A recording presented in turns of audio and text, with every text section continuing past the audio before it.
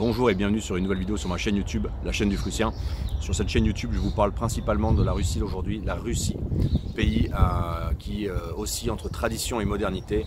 La Russie d'aujourd'hui, dans toutes ses réalités et ses contradictions. Et vous pouvez, pour mieux connaître, pour mieux comprendre les réalités russes, si ça vous intéresse, télécharger mon livre blanc. J'ai écrit un livre blanc gratuit sur la Russie. Vous pouvez le télécharger, je mettrai le lien dans le descriptif de cette vidéo. Voilà, donc vous pouvez télécharger mon livre blanc, c'est gratuit. Et j'y décris les réalités russes, puisque la Russie est un pays qui a mauvaise presse à tort et qui est extrêmement méconnu. Voilà, donc suivez-moi sur cette chaîne YouTube, suivez-moi sur Telegram aussi, parce que je parle énormément de la réalité de la Russie d'aujourd'hui. Je montre la vraie vie en Russie. Et pour beaucoup d'entre vous, ça va être une très grande surprise ce qu'est la Russie d'aujourd'hui, ce qu'est la Russie dans toutes ses réalités.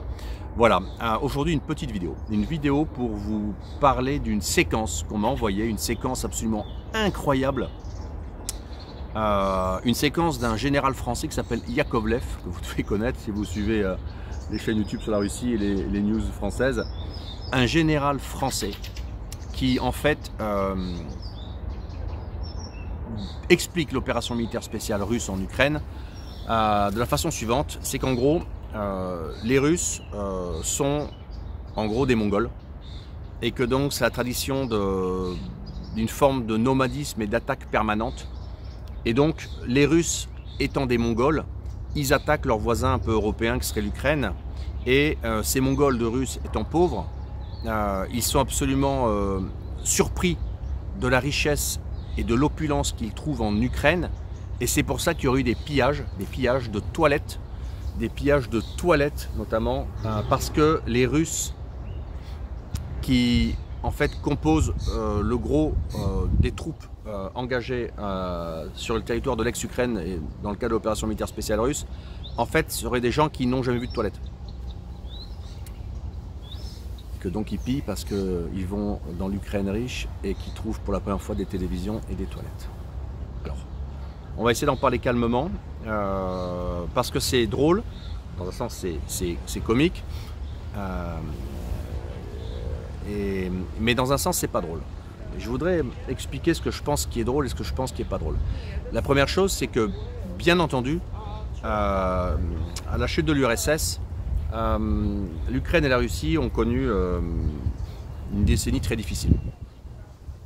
Là où les destins historiques ou les séquences historiques se sont inversées, par contre, c'est à partir des années 2000. L'Ukraine a continué dans en quelque sorte une espèce de séquence politico-culturelle typiquement Europe de l'Est de l'époque, qui impliquait d'avoir une gouvernance corrompue, peu de développement économique, une très forte immigration de son capital humain jeune, de ses jeunes femmes notamment, mais aussi des hommes pour aller travailler en Occident pour des gros salaires. Et en Russie, une route un petit peu différente s'est développée, qui s'est accélérée récemment, c'est la route du poutinisme. C'est-à-dire qu'en fait, contrairement à l'Ukraine, qui n'a jamais eu d'élite, la Russie, en fait, c'est elle entrée dans une séquence historique qui a vu le renforcement de son État et l'apparition d'une réelle élite politique. Et ça a eu des conséquences sur la longue durée, sur les 2 décennies qui ont suivi et jusqu'à aujourd'hui. C'est qu'en fait, l'État russe s'est renforcé, tandis que l'État ukrainien s'est affaibli. Et on l'a vu en 2005, il y a eu une première secousse avec la première révolution de couleur, la révolution orange, 2004-2005. On l'a vu en 2014 avec Maïdan et le coup d'État en fait qui a eu lieu.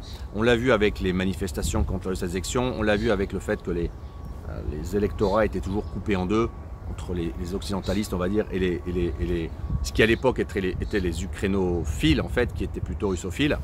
Donc, en fait, la séquence historique, politique, étatique de l'Ukraine, elle a eu que des à-coups. Des à-coups qui n'ont pas permis en fait une forme de pérennisation, de stabilisation et donc de développement économique sur la durée. La Russie, c'est inverse. Ce qui s'est passé, c'est que la stabilité russe qui s'est installée à partir de 2000 et qui se poursuit en 2024, mai 2024, là où je fais ma vidéo actuelle, fait en sorte que le pays s'est complètement redéveloppé, fait en sorte que la Russie s'est complètement redéveloppée, que la Russie est devenue un gros producteur d'énergie, un gros producteur d'armement, un pays qui depuis 10-15 ans se réindustrialise, un pays qui a affronté une première vague de sanctions en 2014 qui a survécu, un pays qui affronte actuellement un tsunami de sanctions et qui est en train de les de faire avec sans que n'ait d'impact grave sur son économie.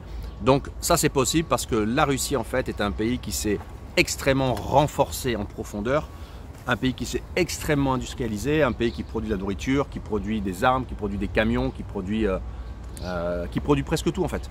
Un pays qui a une masse critique maintenant et une richesse moyenne, je parle de l'État qui est très riche, mais aussi un enrichissement des gens depuis 20 ans, il fait en sorte que les sanctions ont été complètement inefficaces et que évidemment la diplomatie en fait russe qui s'est développée au cours des 15-20 dernières années, elle a permis à la Russie d'accompagner en fait le pivot vers l'Est, elle a permis de contourner en fait les vagues de sanctions occidentales et donc en fait Russie et Ukraine sont arrivés avant le début de l'opération militaire spéciale à des moments historiques extrêmement différents. La Russie est devenue un pays riche. C'est devenu un pays riche avec des gens qui se sont enrichis. Les Russes sont devenus beaucoup plus riches qu'ils n'étaient. L'État est riche. L'industrie refonctionne. Donc en fait, la Russie est un pays riche. Il y a encore beaucoup de gens pauvres en Russie, évidemment. Des gens qu'on peut qualifier de gens relativement pauvres. Oui, mais beaucoup moins qu'en Ukraine. Parce qu'en fait, c'est l'Ukraine le pays pauvre. Il n'y a qu'à comparer les PIB nominaux, il n'y a qu'à comparer les PIB en parité pouvoir d'achat par habitant. La Russie, c'est la 5e économie du monde, devant l'Allemagne maintenant. L'Ukraine, la 50e, je ne sais pas. Donc en fait, c'est complètement l'inverse de ce que le général Yakovlev dit. Mon général, vous êtes complètement côté de la plaque. Hein. Il faut que vous veniez faire du ruspatourisme et de la ruspatriation avec moi. C'est vraiment une invitation, hein, je vous le fais gratuitement. En solidarité nationale avec le peu de francité qui me reste. Il faut que vous veniez voir ce qu'est devenu la Russie aujourd'hui. Il faut que vous veniez voir ce qu'est le parc automobile russe, ce que sont les magasins de vente alimentaire russes. Il faut que vous veniez voir en fait le fait que la Russie est devenue un pays riche. Et que moi, les Français que j'accompagne, qui arrivent de petites villes françaises, de villes moyennes françaises, même de Paris, sont surpris de ce qu'ils trouvent à Moscou, Saint-Pétersbourg, dans les villes en banlieue de Moscou. Ils sont surpris. Et c'est pareil en Sibérie, en Extrême-Orient. C'est qu'en fait, la Russie ne manque de rien, la Russie a tout.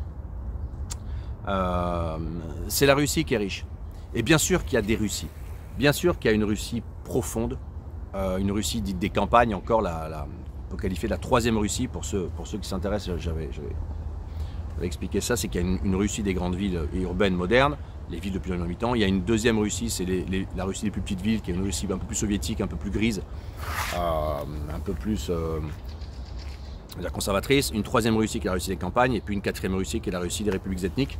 Mais dans ces 4 Russies, vous avez des voitures, des maisons, le chauffage, la télé, des machines à laver, des toilettes. Alors bien sûr, vous avez une Russie qui vit à la campagne en mode un peu à l'ancienne, et qui a encore des toilettes au fond du jardin comme on faisait en Europe avant, mais c'est pas parce qu'ils n'ont pas les moyens d'acheter des toilettes, c'est parce que dans la première ville à côté vous avez le Roi Merlin, vous avez des magasins russes et vous pouvez acheter des toilettes, vous pouvez avoir tout ce que vous voulez. La chose c'est qu'ils ne le font pas par inertie comportementale, culturelle, parce qu'ils vivent comme ça, parce qu'ils n'en estiment pas le besoin en fait. Mais ça ne veut pas dire qu'ils ne sont pas allés au magasin voir à quoi ça ressemble les toilettes. Vous comprenez bien. Donc aujourd'hui, c'est la Russie qui est le pays riche et c'est l'Ukraine qui est le pays pauvre. C'était le cas avant l'opération militaire spéciale. Et à la sortie de l'opération militaire spéciale, la Russie va être encore plus riche et l'Ukraine encore plus pauvre. Donc le gap, il va s'accentuer. C'est-à-dire qu'en fait, c'est comme ça. L'économie ukrainienne est détruite. Il n'y a personne pour la reconstruire. Et l'économie russe, elle est en pleine santé. Les salaires augmentent de 30% sur 18 mois. Il y a des industries qui poussent la hausse là actuellement, l'industrie militaire bien entendu, mais pas seulement, l'industrie lourde. Donc les salaires sont à la hausse, il n'y a pas de chômage. Les infrastructures qui se développent dans la plupart des grandes villes russes, les moyennes et grandes villes russes, c'est absolument, c'est juste bluffant. Juste bluffant, il n'y a pas ça en Europe. On refait les cliniques, on refait les écoles, on refait tout. En Russie, on refait tout. Et on refait tout à des très bons standards. La Russie est un pays riche, l'État est riche, les caisses sont pleines. Et les Européens vont peut-être essayer de voler de l'argent russe, parce que ça c'est leur nouvelle stratégie depuis 2 ans, c'est de voler l'argent. C'est devenu, les Occidentaux sont devenus une civilisation de mensonges et de vol, il faut bien comprendre. Mais ça fera rien en fait. Ça fera rien parce que la reconstruction russe, le réveil russe, le redressement russe va continuer en fait. Parce que les caisses sont pleines, parce que la redirection de l'économie vers le reste du monde qui se développe là aussi, tout ça pousse tout le monde à la hausse. Et le général Yakovlev, là, il faut bien comprendre que soit il est bête il croit ce qu'il dit. C'est ce que je pense, c'est qu'ils sont bêtes. Ils sont à un tel niveau d'intoxication mentale, spirituelle, ils sont tellement dans le faux qu'ils croient ce qu'ils disent en fait. Ils pensent vraiment que la Russie est une station-service pauvre, avec des gens qui font la queue pour aller manger, etc. Je pense qu'ils se sont intoxiqués. Voilà. Soit il fait l'idiot. Il est idiot, il fait l'idiot. Moi, je pense que s'il fait l'idiot, il faudrait savoir quelles sont ses motivations. Mais malheureusement, je pense qu'il ne fait pas l'idiot. Je pense qu'il croit vraiment ce qu'il dit. De la même façon qu'il y a 2 ans, il expliquait que la Russie avait plus de missiles et que l'armée russe en avait pour 3 mois.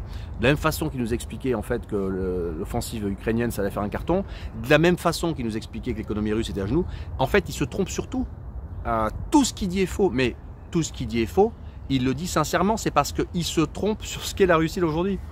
Il n'a aucune notion, aucune compréhension des réalités russes. Il ne se rend pas compte du niveau de puissance et de richesse de la Russie.